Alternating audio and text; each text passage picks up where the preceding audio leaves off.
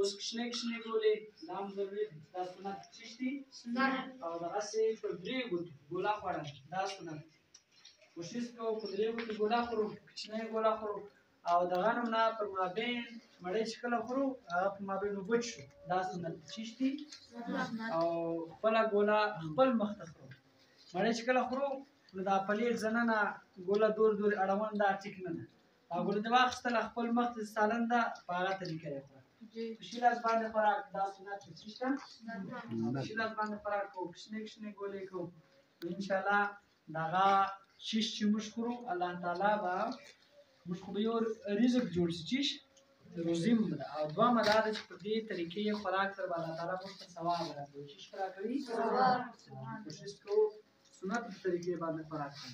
کوو انشاءالله زموږ دنیا سره آخرت به ټینګوي الله تعالی دې موږ ته عمل کولو توفیق نصیب माशाल्लाह ये हमारा मूसा खेल का मदरसा है। बच्चे खाना खा रहे हैं। हमारे कारी साहब भी बच्चों को पश्तो में समझा रहे हैं। अल्लाह पाक इनको बरकतें दे। आपसे भी अर्ज़ है तावन करें, अल्लाह पाक आपको भी मज़ीद बरकतें दे।